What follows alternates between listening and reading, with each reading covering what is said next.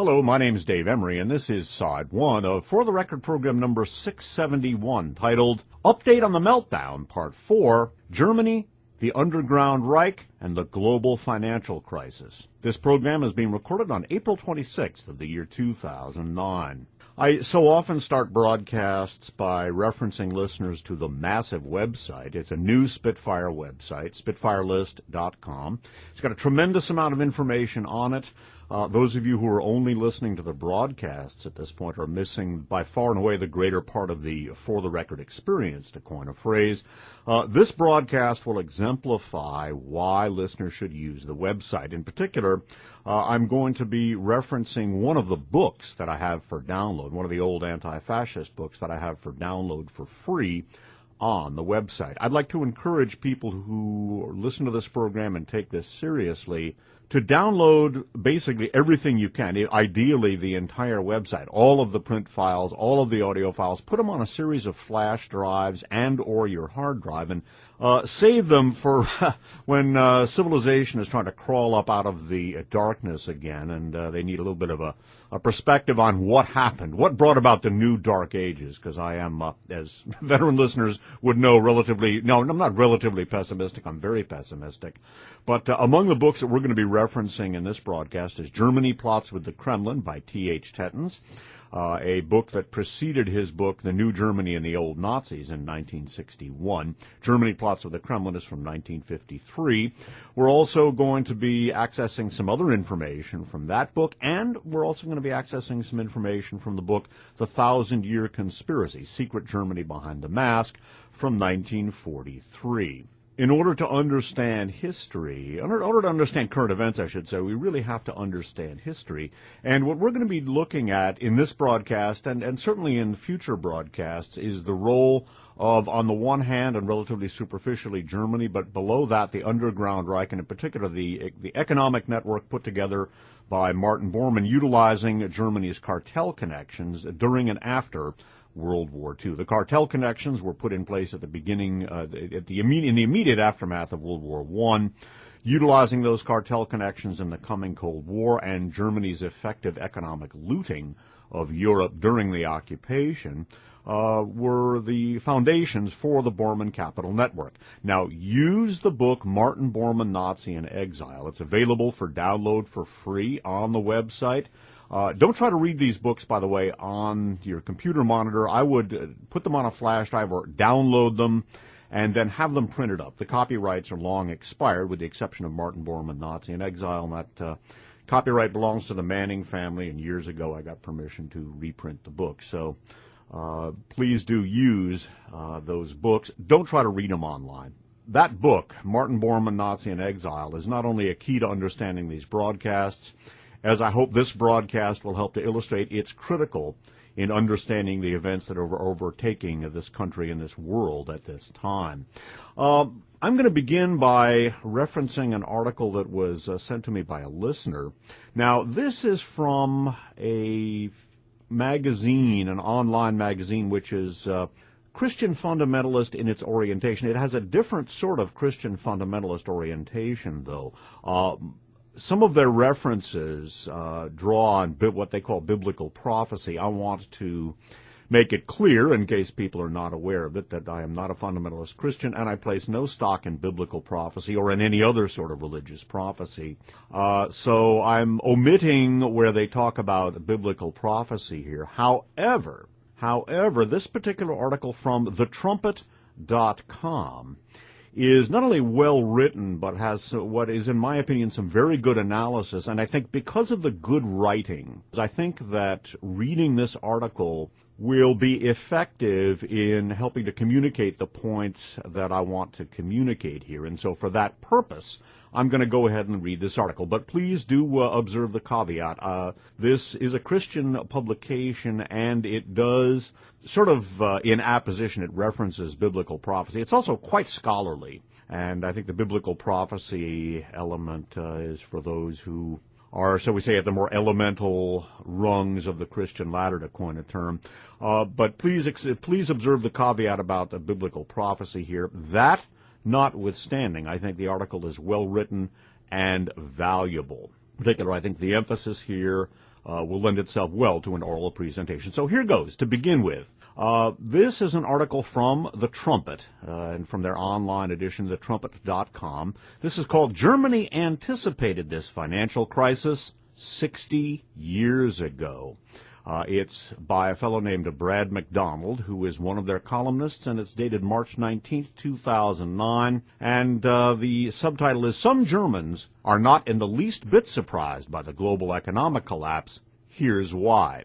And the article goes on to say, "The Trumpet keeps a keen eye on Germany. For nearly 2 decades, the Trumpet staff has waited, watched, and written about the emergence of a globally dominant, German-led bloc of European states. We have warned specifically that a spectacular global financial crisis centered in the United States will likely bring this event to fruition. We are not entirely alone in this expectation.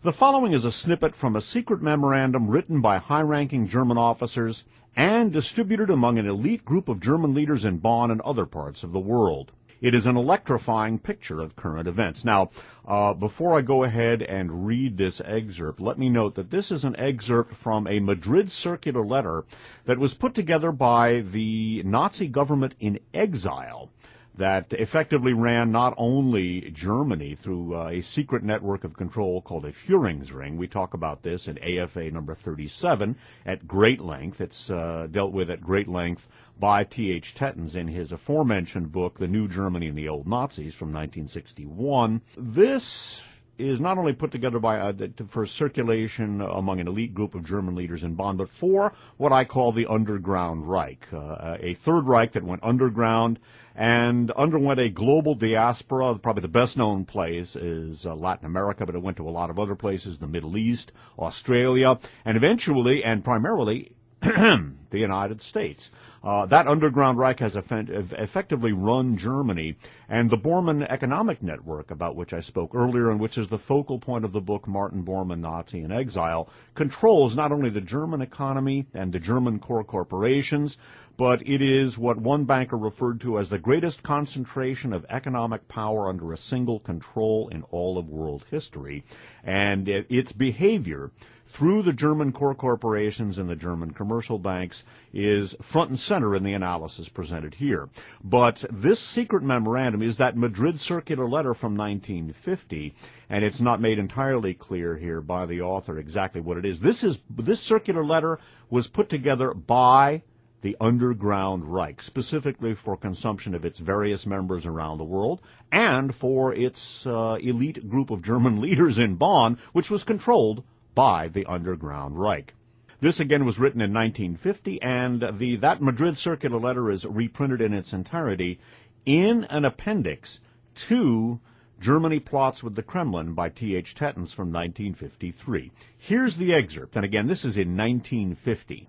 "Economic difficulties will one day plunge the United States down from its present dizzy heights. Such a catastrophe can be brought about through crafty manipulations and through artificially engendered crises. Such maneuvers are routine measures which have already been employed in international power struggle and will be used again and again as long as economic rivals fight for power positions and markets in the world. It is quite conceivable that America, weakened by a depression, will one day seek support from a resurrected Germany. Such a prospect would open tremendous possibilities for the future power position of a bloc introducing a new order in the world." And as we're going to see in side 2 of this program, that new order basically is the European Monetary Union, which is the realization of the plans put together by pan-German theoretician Friedrich List in the mid-19th century. List envisioned a Central European German-dominated economic union as a vehicle for effecting world domination by Germany and unseating what was then Great Britain as the dominant power on earth. Of course, today, or at least for the time being and up until recently, the dominant power on earth was another Anglo-Saxon power, the United States of America. But it is going down. We're going to talk about that, the European Monetary Union as a realization of List's theories inside. We've spoken about that before, and we spoke about it in conjunction with the formation of the euro and the European Monetary Union back in the latter part of the last century, in the late 1990s. The last paragraph of this memorandum, again, it is quite conceivable that America, weakened by a depression, will one day seek support from a resurrected Germany. Such a prospect would open tremendous possibilities for the future power position of a bloc introducing a new order in the world. And Brad McDonald goes on to comment, that was written in 1950. It can be found in T.H. Tetton's 1953 book, Germany Plots with the Kremlin. Its prescience is chilling. Survey the current global financial crisis and the changes it is precipitating. And he goes on to quote the various parts of this memorandum and then editorialize on them. Economic difficulties have plunged the United States down from its dizzy heights. Check. Such a catastrophe could be brought about, or was brought about, through crafty manipulations and through artificially engendered crises. Check. America, weakened by a depression, is seeking support from a resurrected Germany. Check. Such a prospect is opening tremendous possibilities for the future power position of a bloc introducing a new order in the world. Check. And by the way, recently Barack Obama sought the support of Germany and the European powers in attempting to pull the world out of the Depression. Specifically, he wanted a larger stimulus package or more proactive measures to be accomplished by Germany and Europe. Perhaps time permitting, we'll talk a little more about that inside, too.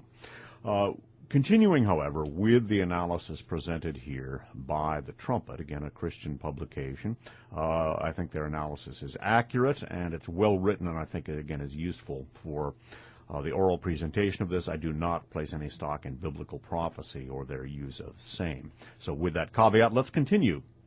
Brad McDonald, from the article Germany Anticipated This Financial Crisis 60 Years Ago, goes on to comment, with its economic landscape strewn with surging unemployment lines, writhing stocks, and rotting corpses of banks, financial institutions, and businesses, it's hard to deny, quote, economic difficulties, unquote, have brought America down from its dizzying heights. Similarly, piles of evidence, think Bernie Madoff, Lehman Brothers, and liberal bank lending standards, testify to crafty manipulation, unquote, as a root cause of the crisis. What about the notion that artificially engendered crises precipitated by foreign forces are also partly to blame for the collapse of the American financial system?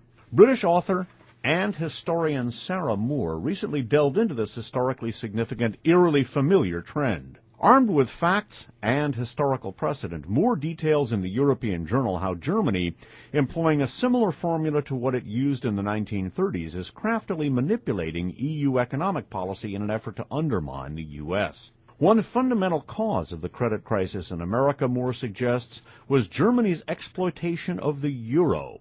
And we're going to read this article from the European Journal from May of 2008. Now, again, in a couple of programs which will be annotated in the written description for this broadcast, those done as the euro and the European Monetary Union were coming into being, I noted that this was the realization of the plans that were formulated by Friedrich List, and I also noted America's politics of debt and the fact that America had been able to maintain its relative position of hegemony in the world by borrowing against the dollar's status as reserve currency. It was the reserve currency of choice. Now, however, a great many countries are wondering about that, and China, for one, has publicly voiced anxiety about the soundness of the dollar. And my guess is, and I'm certainly not alone in this regard, that one of the things that will come out of this crisis is the weakening of the dollar as reserve currency of choice, or perhaps its fundamental replacement with the euro, and that will fundamentally alter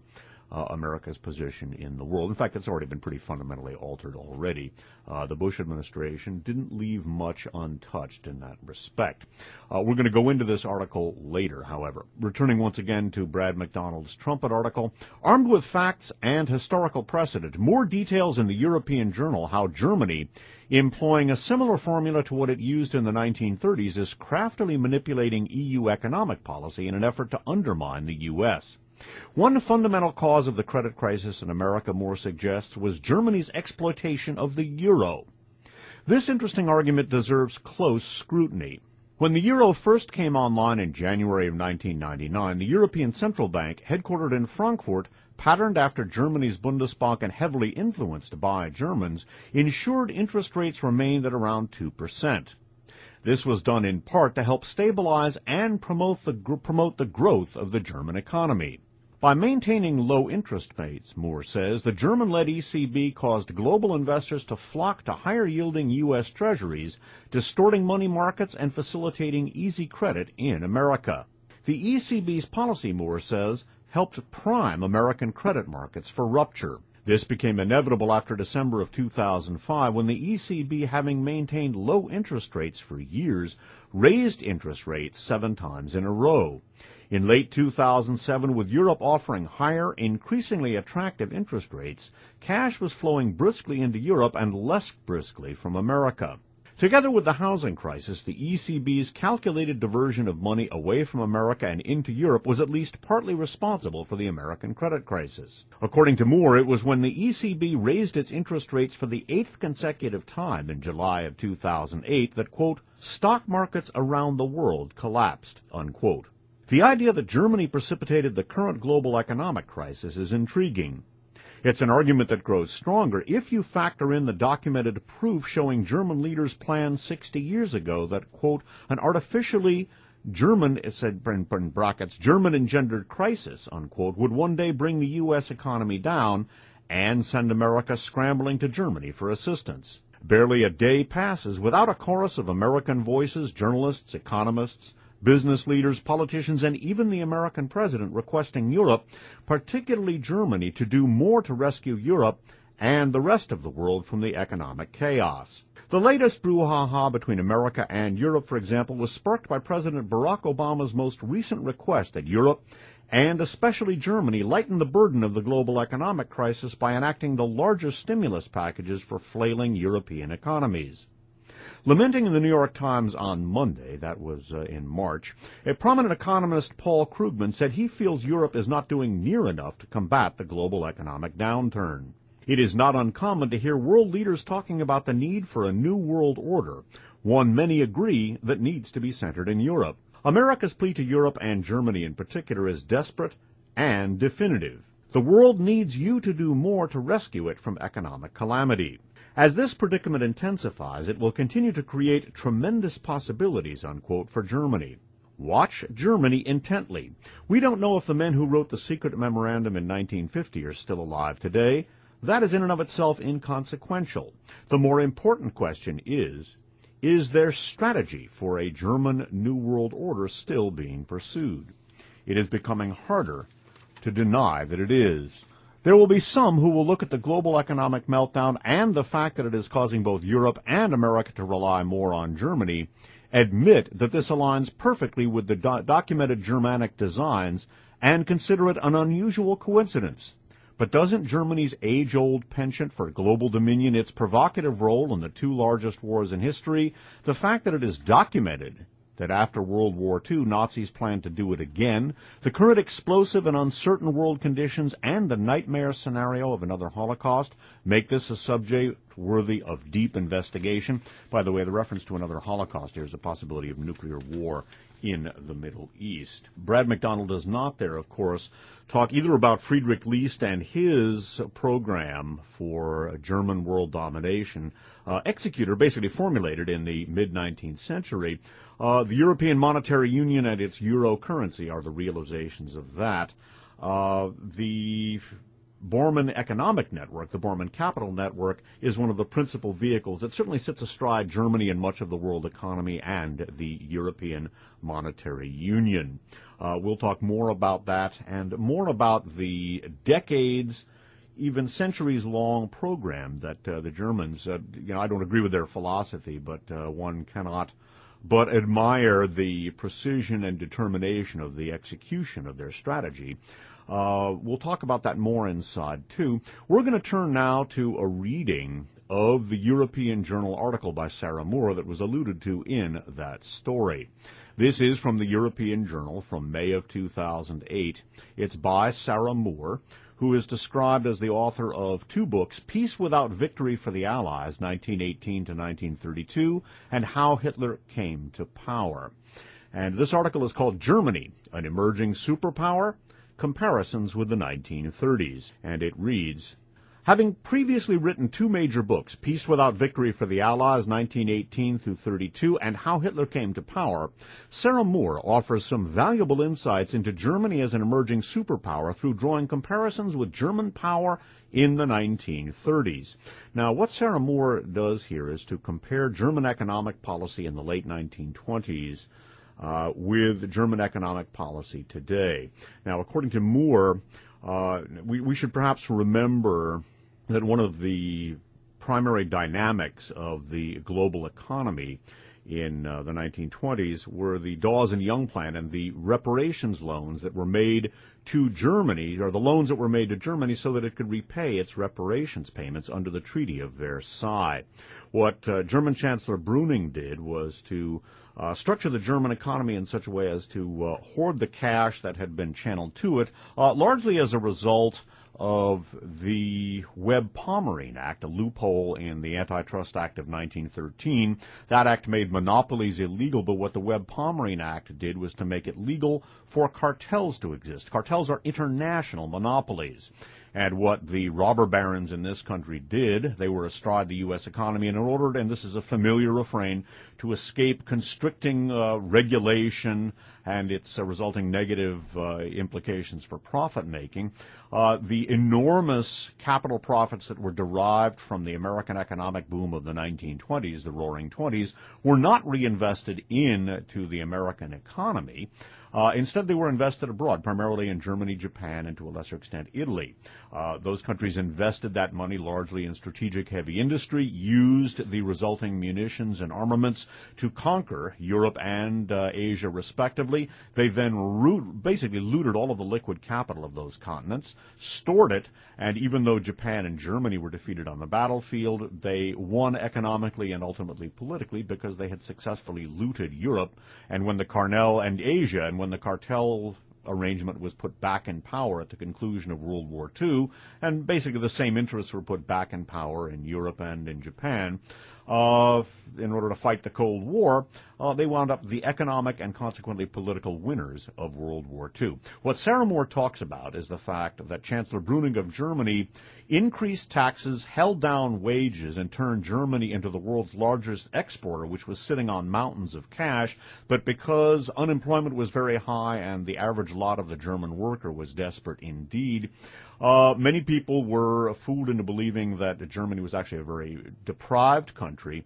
And one of the factors contributing to the stock market collapse of 1929 was the fear that Germany would not be able to repay the reparations payments and the resulting panic that had induced in the market. There were many other factors as well, Smoot-Hawley tariffs, and chiefly the fact that the only way capitalism can work is if you invest capital in such a way as to generate more capital, and the enormous profits from the American industrial boom of the Roaring Twenties was invested abroad and not in the American economy.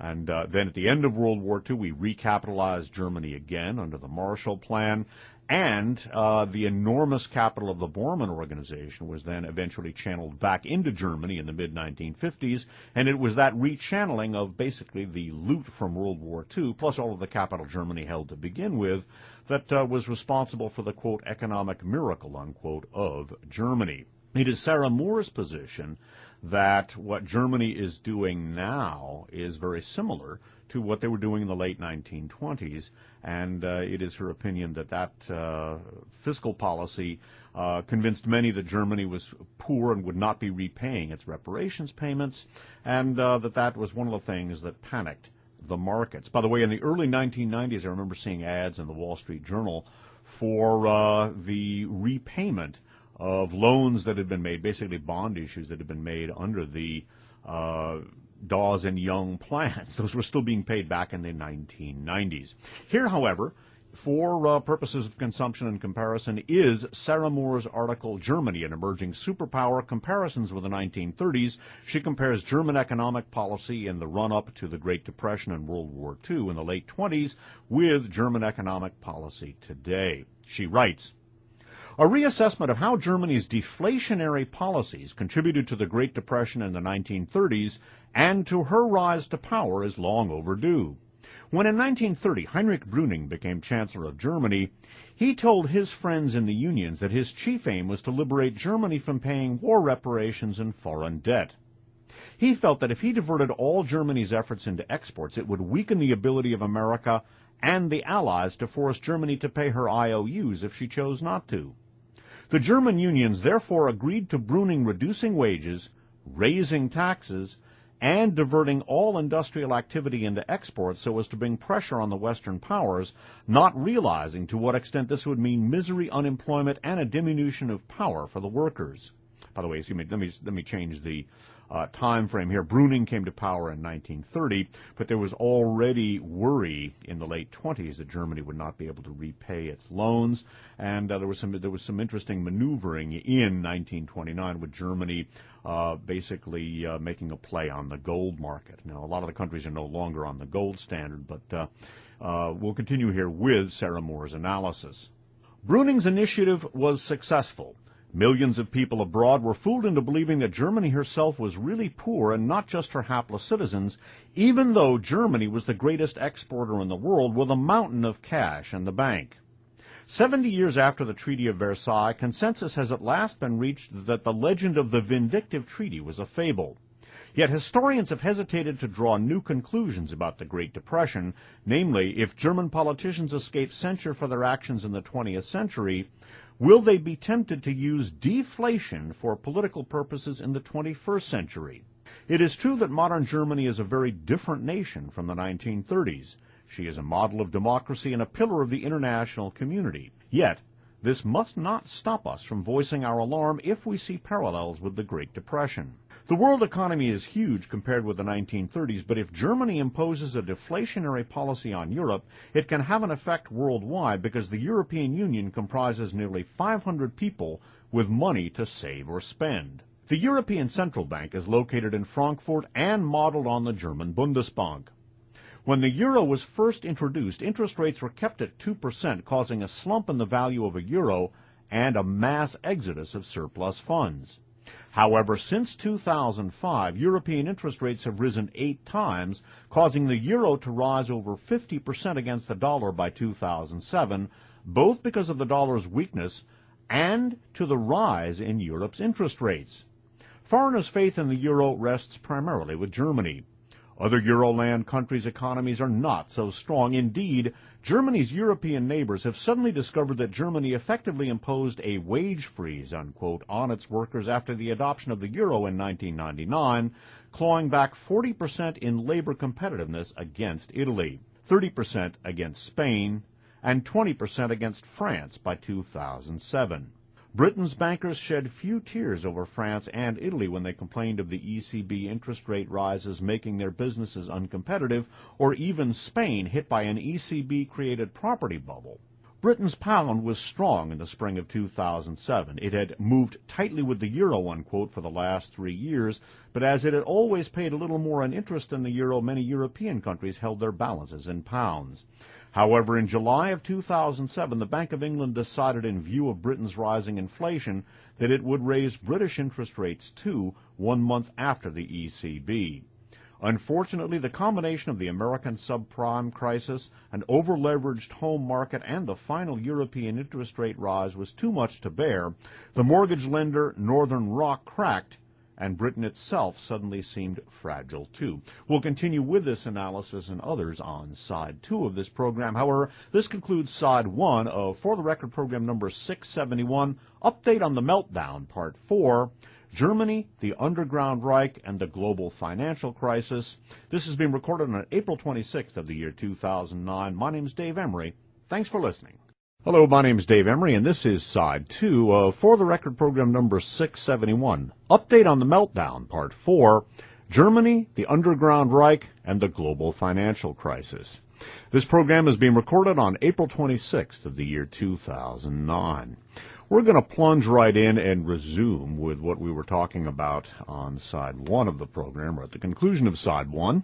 I have been reading, and am going to continue reading, an article from the European Journal of May 2008. This is an article by Sarah Moore, the author of two books, Peace Without Victory for the Allies, 1918 to 1932, and How Hitler Came to Power.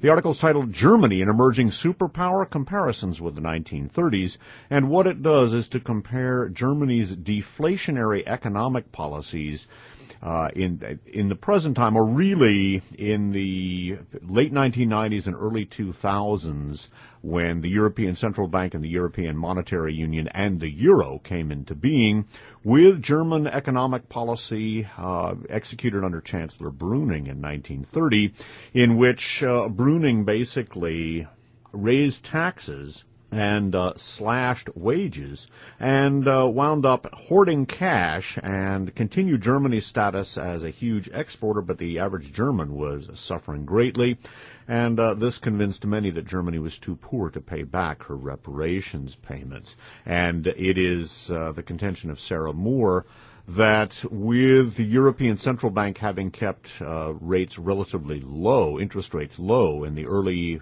part of this decade and during the closing of the last decade and the creation of the euro, this basically caused people to buy American bonds, American T-bills, and when the European Central Bank began to raise interest rates repeatedly in the mid part of this decade, that then caused capital to begin fleeing America for Europe to take advantage of the higher interest rates.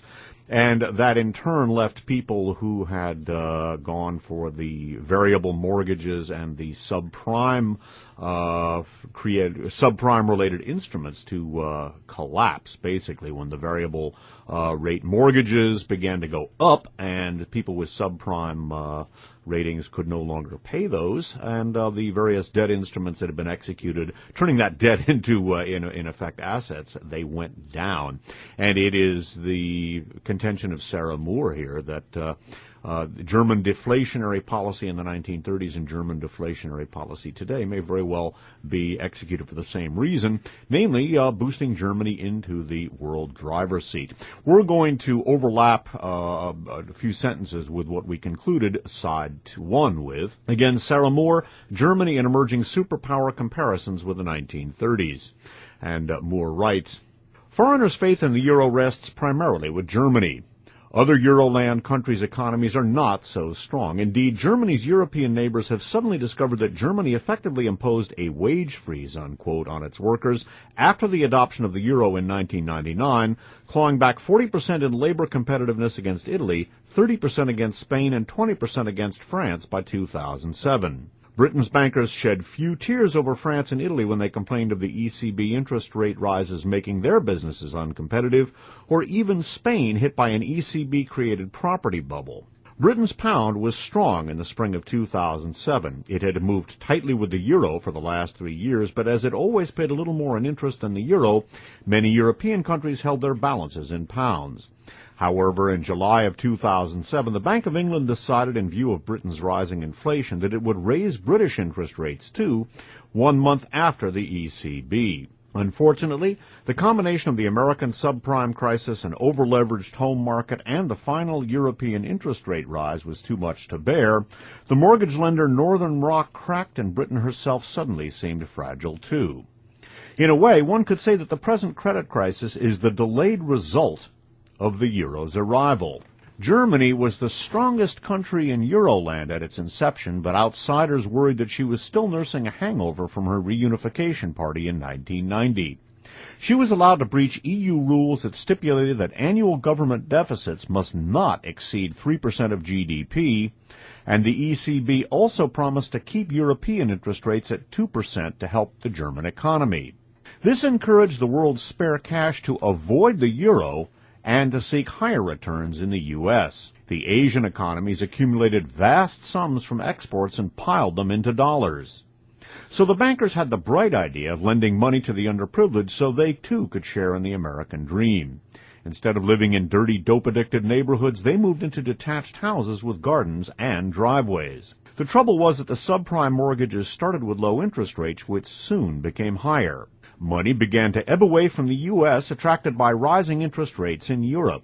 In 2008, the subprime mortgage crisis threatens to be one of the largest losses of American wealth ever seen, wiping out a generation of home wealth building. Despite Germany's impressive export performance in 1930 to 31, most people believed her protestations of poverty in the Great Depression because of the misery and unemployment of the German people. When the euro was introduced in 1999, the German economy's health was also in question.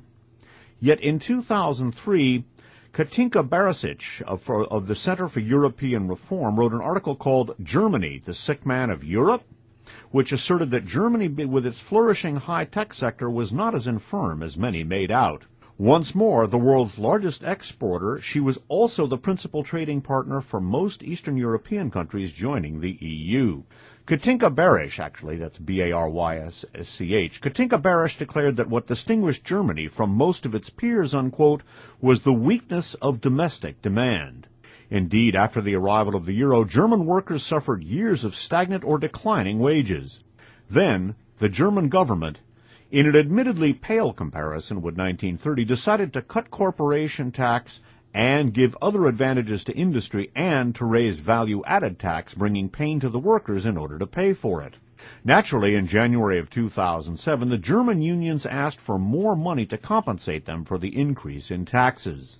Yet after wage increases of 4.1% were agreed with Germany's most powerful union, IG Metall, the head of the German Bundesbank, Axel Weber, declared that wage inflation was getting out of control, there was a growth in the money supply, and the ECB needed to raise interest rates to curb it.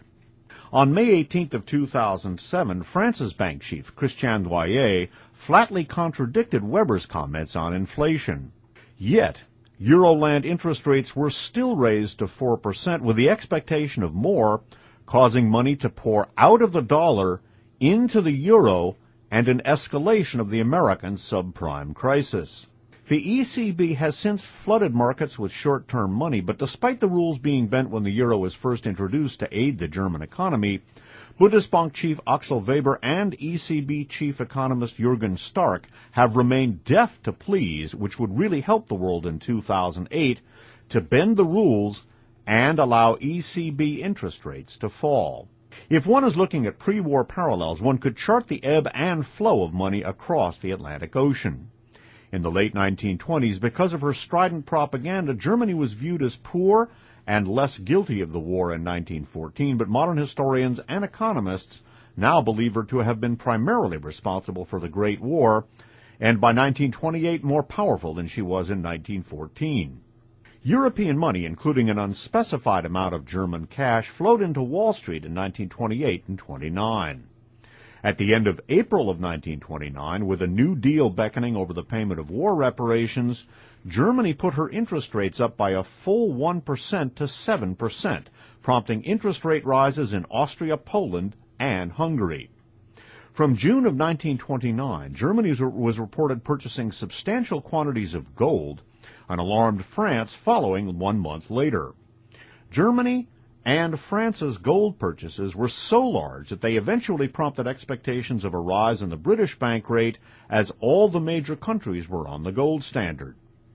Money became tight, and in that environment, financial scandals happened. Clarence Hattrey's fraudulent empire collapsed, and soon afterwards, Wall Street crashed. In essence, the Wall Street crash was a political event caused by worries whether German war reparations and debt would ever get repaid, but tight money market conditions also helped the event to take place. In 2007, money in Britain and the U.S. also suddenly became scarce. One hopes that the final parallel with the Great Depression, a stock market crash, is averted. In 1930, Brüning had a vision of what he wished to achieve through deflation, initially to rid Germany of reparations and debt, but also to achieve a measure of rearmament and Germany's return to what he termed a presidential regime. No doubt he visualized the country being led by a former army officer like himself, or maybe a member of the former royal family, but misery embitters people. Hitler became dictator instead. Germany's deflation so far is only a faint shadow of her deflation in the 1930s, but we can surmise that she has aspirations. In 1994, President Clinton prophesied that Germany would be Europe's future leader. In the Middle Ages, she had been leader of the Holy Roman Empire, which encompassed much of Europe. Later, before the First World War, the Pan-German League aimed at creating an empire of all the Germanic peoples under Prussian leadership, which would include all the nations in the Austro-Hungarian Empire, also Switzerland, Holland, and Belgium, and Romania because of her strategic position at the mouth of the Danube. The empire would be bound together first by a customs union, which would prepare the way for the creation of community-wide legal and political institutions. Eventually, a Nationalstaat would come into being impelled by the logic of ethnic solidarity, economic pressure, and, should it prove necessary, military force, unquote. In the First and Second World Wars, Germany became Europe's master by driving tanks into Europe's cities. However, after the Second World War, she turned into a very different country, a bastion of democracy. Later, the European Union evolved, but it was not viewed as Germany's empire either within Germany or in the rest of Europe. Although France and Germany were original members, the EU was formally run by the Council of Ministers, the European Parliament, and by bureaucrats in Brussels rather than by a single state. Democracy is enshrined in the EU, and the voice of each tiny country carries weight. Yet, it is becoming increasingly clear that it has a dominant Franco-German axis, and that Germany is the principal paymaster. So the old adage, he who pays the piper calls the tune, may eventually be appropriate even in the European Union. So far, Germany has behaved with admirable restraint, but she is beginning to flex her muscles. Her huge export surpluses reputedly pay for the deficits of Ireland, Greece, Italy, Spain, and even France, while her own people scrimp and save. At Nice in 2001, her call for greater weighting in the Council in the view of her greater population was opposed by France, who insisted that the symbolic parity between the two nations be maintained. Then Germany hoped to secure more power and influence through the Constitution, but French and Dutch voters turned it down. However, when Germany took over the presidency of the European Union, her chancellor, Angela Merkel, declared that the time of reflection about a new form of government was over. By March of 2007, the Berlin Declaration was adopted, which declared the intention of all member states to have ratified a new treaty for the government of the enlarged European Union by the 2009 elections. Beyond the treaty, Germany, who stayed firmly in the driving seat during the discussions leading up to the Lisbon Treaty, is now alleged to have ambitions to create a superpower in Europe with military power and control over taxation. One worries that if things do not go her way, she could revert to her old idea of a Germanic empire, which would divide Europe and fragment nations. One also frets about the future economic outlook of the European Union. A German historian recently alleged that in an economic sense, the Second World War amounted to a gigantic struggle between two diametrically opposed views on how to organize the future world market: closed blocks versus the open door. Lately, talk of community preference, unquote, has mostly been blamed on the French. Yet very few people know that Germany's predatory economic policy beggared the world in the early 1930s and led to military blocs and war. We live in changing times with the rise of India, China, Japan, and the Far East, and the relative decline of the world's greatest superpower, America. Germany has been a pillar of the international community since the war. With the help of the European Union and its most powerful provider of funds, Germany, the countries of the former Soviet Union in Eastern Europe are becoming richer, democratic, and self-confident. Germany has a right to have an important say in the ECB to ensure that her money is well spent. Yet we live in a global economy. Power must be used with care. We must not underestimate Germany's strength because of her citizens' poverty or unemployment. Her deflation and push for the ECB to adopt a high interest rate policy, besides affecting Britain and America, will slow growth for the whole of the European Union and create problems for the weakest states while strengthening her relative position. How Germany will use this position is of fundamental interest, and the parallels up to the present time with the 1930s experience raises cause for concern. So again, the essay from which I've been reading is titled Germany, an Emerging Superpower, Comparisons with the 1930s. It compares Germany's deflationary monetary policy in the wake of the formation of the euro and then raising interest rates in the middle part of this decade with German monetary policy and deflationary monetary policy at that in the early 1930s. And I'm going to reread a portion of that Madrid circular letter. This is from pages 231 and 232 in T.H. Tetten's Germany Plots with the Kremlin, available for download for free on the SpitfireList.com website. And again, this was what the Nazi government in exile circulated from Madrid throughout the Underground Reich and Germany proper. Economic difficulties will one day plunge the United States down from its present dizzy heights. Such a catastrophe can be brought about through crafty manipulations and through artificially engendered crises. Such maneuvers are routine measures which have already been employed in international power struggle and will be used again and again as long as economic rivals fight for power positions and markets in the world. It is quite conceivable that America, weakened by a depression, will one day seek support from a resurrected Germany. Such a prospect would open tremendous possibilities for the future power position of a bloc introducing a new world order, a new order in the world, unquote. Well, again, that certainly looks very much like what's taking place today. And in this context, do not forget my observation that the Bush administration, really most of the Republican Party, has basically been a front for the Underground Reich from the Reagan administrations on, and Bush II's administration was basically just that, in my opinion, a front for the Underground Reich, and it has pretty much destroyed just about all aspects of America. It's done terrible damage to the military. It's ruined America's diplomatic position in the world. This is not to say that American transgressions in the international forum began with the Bush administration. Certainly that is quite obviously not the case. But from institutionalizing torture to completely disregarding the international community of nations, the Bush administration has destroyed America's diplomatic position, destroyed its economy, done what it could to ruin its environment, and generally pretty much defecated in the sheets. And I believe that although many of the people were doing that for selfish reasons or for reasons of ignorance, I think the guiding hand was doing it quite deliberately to undermine America.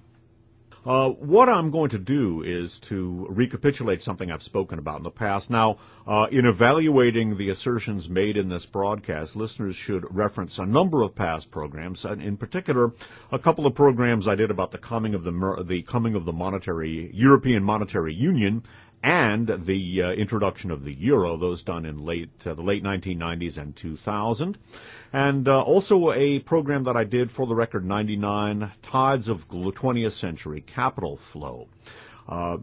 Also, I want to review some information, and once again, excerpting some of the books that are available for download for free on the Spitfire website. From the book, The 1,000-Year Conspiracy, Secret Germany Behind the Mask by Paul Winkler, published by Scribner in 1943, we read the following, and this is about the ideas of Friedrich List, a pan-German theoretician who in the mid-19th century advocated a Central European economic union dominated by Germany in order to unseat Britain as the dominant power in the world and to replace it with Germany.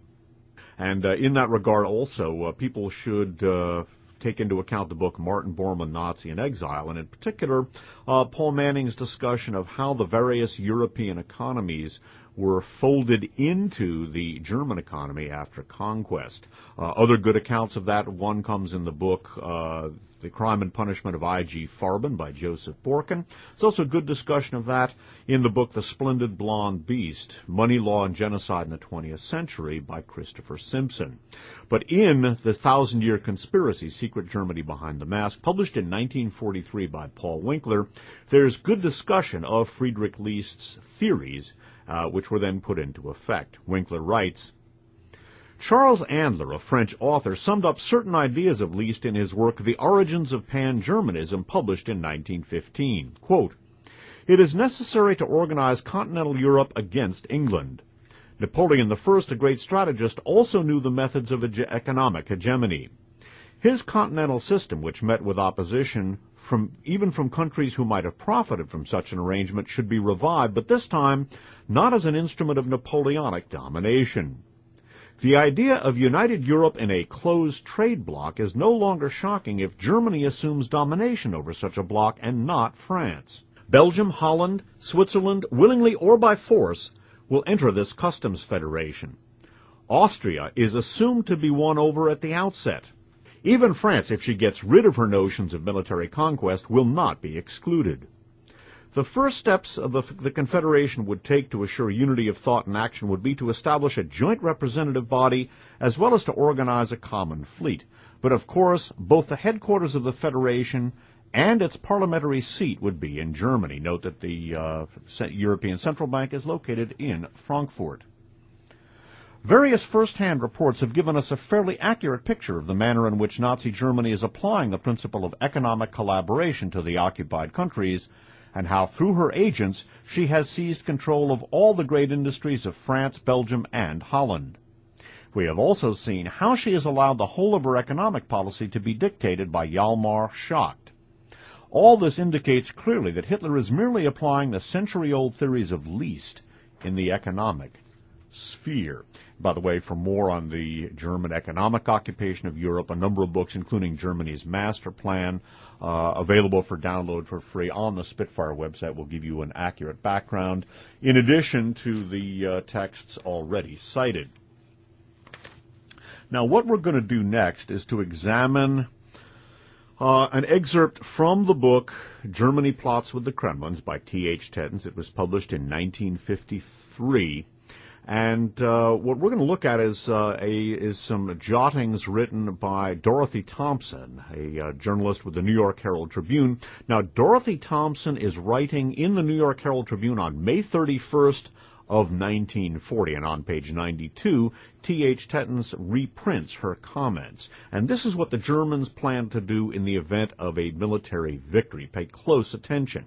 It's not only the realization of Friedrich List's policies, but one, I don't think it requires much of a leap at all to see this as basically what has come to take place, the European Monetary Union, the new world, the new order in the world that the Madrid Circular Letter of 1950 was talking about. Dorothy Thompson, again, writing in the New York Herald Tribune on May 31st, 1940, of what the Germans had in mind in the event of a victory in World War II. The Germans have a clear plan of what they intend to do in case of victory. I believe that I know the essential details of that plan. I've heard it from a sufficient number of important Germans to credit its authenticity. Germany's plan is to make a customs union of Europe with complete financial and economic control centered in Berlin. This will create at once the largest free trade area and the largest planned economy in the world. In Western Europe alone, there will be an economic unity of 400 million persons. To these will be added the resources of the British, French, Dutch, and Belgian empires. These will be pooled in the name of Europa Germanica. Now, obviously, Germany, by the way, interrupting here, did not conquer Britain, but the rest was pretty much fell into place. The Germans count upon political power following economic power and not vice versa. Territorial changes do not concern them because there will be no, quote, France, unquote, or, quote, England, unquote, except as language groups. Little immediate concern is felt regarding political organizations. No nation will have the control of its own financial or economic systems or of its customs. The Nazification of all countries will be accomplished by economic pressure. In all countries, contacts have been established long ago with sympathetic businessmen and industrialists. As far as the United States is concerned, the planners of the World Germanica laugh off the idea of any armed invasion. They say that it will be completely unnecessary to take military action against the United States to force it to play ball with this system. Here, as in every other country, they have established relations with numerous industries and commercial organizations to whom they will offer advantages in cooperation with Germany. And by the way, as the Third Reich was preparing to go underground on August 10th of 1944, SS General Dr. Scheid was conveying Martin Bormann's wishes for the economic preservation of Nazi Germany underground and for the Flight Capital program. And Dr. Scheid went on to comment, Dr. Scheid, and by the way, this is quoted from Martin Bormann, Nazi in Exile. It's from the actual documents of that meeting in Strasbourg in Alsace-Lorraine on August 10th of 44. Dr. Scheid also affirmed the ground must now be laid on the financial level for borrowing considerable sums from foreign countries after the war.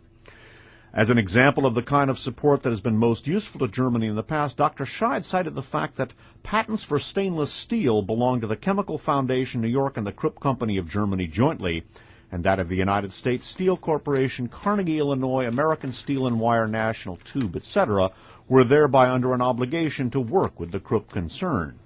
He also cited the Zeiss Company, the Leica Company, and the Hamburg America Line, parenthetically one of the Bush family's businesses run on behalf of Nazi Germany, as typical firms that had been especially effective in protecting German interests abroad. He gave New York addresses to the 12 men. These are the concerns and the relationships that Germany was counting on in the post-war period. Note the Bush family's prominence there. What we're going to conclude the program with are very quick looks at 3 different articles. They will be reproduced at greater length in the written discussion to this program. First, we're going to take a look at the chief U.S. economist of Deutsche Bank's basically his advocacy of the TARP program, the setting up, basically the taxpayers buying toxic assets as opposed to nationalization of banks. This is the full URL will be available in the description for the program. Joe Lavorgna, chief U.S. economist at Deutsche Bank Securities, has written a research note as part of the U.S. Daily Economic Notes titled "Falling Short: The Government Needs to Buy Toxic Assets," unquote. It says that ultimately the taxpayer will pay one way or another, either through greatly diminished job prospects and or significantly higher taxes down the line, and then goes ahead and advocates the very program which was put into effect by the Obama administration. Another key advocate of this and an apparent architect of this was Mr. Gross, who is Bill Gross, the chairman of PIMCO, a huge bond fund which is a subsidiary of Allianz, the German insurer, and one of the German core corporations, thereby inevitably part of the Bormann Capital Network. And this is from Talking Points memo. And it talks about Gross as one of the chief advocates of the plan, and also, of course, his PIMCO company, a subsidiary of Allianz, will be one of the chief beneficiaries of that. And by the way, PIMCO is also poised to profit enormously from picking up some of the properties dumped when the subprime crisis kicked in as well. And we're going to conclude by taking a look at some of the companies that were beneficiaries of U.S. taxpayer money paid out by AIG.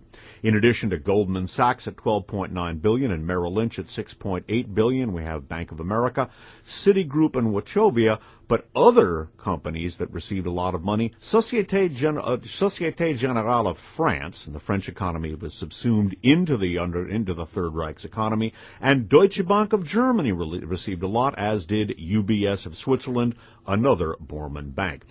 This will all be discussed at greater length in the description for the record 671, but this concludes for the record 671 side 2. Update on the Meltdown Part 4, Germany, the Underground Reich, and the Global Economic Crisis. This program is being recorded on April 26th of the year 2009. My name is Dave Emery. Thanks for listening. I'm relatively pessimistic. I'm very pessimistic. But among the books that we're going to be referencing in this broadcast is Germany Plots with the Kremlin by T.H. Tettens. A book that preceded his book, The New Germany and the Old Nazis, in 1961. Germany Plots with the Kremlin is from 1953. We're also going to be accessing some other information from that book, and we're also going to be accessing some information from the book, The 1,000-Year Conspiracy, Secret Germany Behind the Mask, from 1943. in order to understand history, in order to understand current events, I should say, we really have to understand history. And what we're going to be looking at in this broadcast, and certainly in future broadcasts, is the role of, on the one hand, and relatively superficially, Germany, but below that, the underground Reich, and in particular the economic network put together by Martin Bormann, utilizing Germany's cartel connections during and after World War II. The cartel connections were put in place at the beginning, in the immediate aftermath of World War I, utilizing those cartel connections in the coming Cold War and Germany's effective economic looting of Europe during the occupation were the foundations for the Bormann Capital Network. Now, use the book Martin Bormann, Nazi in Exile. It's available for download for free on the website. Don't try to read well-written, but has what is, in my opinion, some very good analysis. And I think because of the good writing, I think that reading this article will be effective in helping to communicate the points that I want to communicate here. And so for that purpose, I'm going to go ahead and read this article. But please do observe the caveat. This is a Christian publication, and it does sort of, in apposition, it references biblical prophecy. It's also quite scholarly. And I think the biblical prophecy element is for those who are, so we say, at the more elemental rungs of the Christian ladder, to coin a term. But please observe the caveat about the biblical prophecy here. That notwithstanding, I think the article is well written and valuable. In particular, I think the emphasis here will lend itself well to an oral presentation. So here goes, to begin with. This is an article from The Trumpet, and from their online edition, thetrumpet.com. This is called "Germany Anticipated This Financial Crisis 60 Years Ago." It's by a fellow named Brad McDonald, who is one of their columnists, and it's dated March 19th, 2009. And the subtitle is, "Some Germans Are Not in the Least Bit Surprised by the Global Economic Collapse. Here's Why." And the article, "Hello, my name's Dave Emery, and this is side one of For the Record program number 671, titled Update on the Meltdown, Part 4, Germany, the Underground Reich, and the Global Financial Crisis." This program is being recorded on April 26th of the year 2009. I so often start broadcasts by referencing listeners to the massive website. It's a new Spitfire website, spitfirelist.com. It's got a tremendous amount of information on it. Those of you who are only listening to the broadcasts at this point are missing by far and away the greater part of the For the Record experience, to coin a phrase. This broadcast will exemplify why listeners should use the website. In particular, I'm going to be referencing one of the books that I have for download, one of the old anti-fascist books that I have for download for free on the website. I'd like to encourage people who listen to this program and take this seriously to download basically everything you can, ideally the entire website, all of the print files, all of the audio files, put them on a series of flash drives and or your hard drive, and save them for when civilization is trying to crawl up out of the darkness again, and they need a little bit of a perspective on what happened, what brought about the new dark ages, because I am, as veteran listeners would know, relatively, no, I'm not reading these books, by the way, on your computer monitor. I would put them on a flash drive or download them and then have them printed up. The copyrights are long expired, with the exception of Martin Bormann, Nazi in Exile, and that copyright belongs to the Manning family, and years ago I got permission to reprint the book. So please do use those books. Don't try to read them online. That book, Martin Bormann, Nazi in Exile, is not only a key to understanding these broadcasts, as I hope this broadcast will help to illustrate, it's critical in understanding the events that are overtaking this country and this world at this time. I'm going to begin by referencing an article that was sent to me by a listener. Now, this is from a magazine, an online magazine, which is Christian fundamentalist in its orientation. It has a different sort of Christian fundamentalist orientation, though. Some of their references draw on what they call biblical prophecy. I want to make it clear, in case people are not aware of it, that I am not a fundamentalist Christian, and I place no stock in biblical prophecy or in any other sort of religious prophecy. So I'm omitting where they talk about biblical prophecy here. However, this particular article from thetrumpet.com Trumpet.com is not only goes on to say, the Trumpet keeps a keen eye on Germany. For nearly 2 decades, the Trumpet staff has waited, watched, and written about the emergence of a globally dominant, German-led bloc of European states. We have warned specifically that a spectacular global financial crisis centered in the United States will likely bring this event to fruition. We are not entirely alone in this expectation.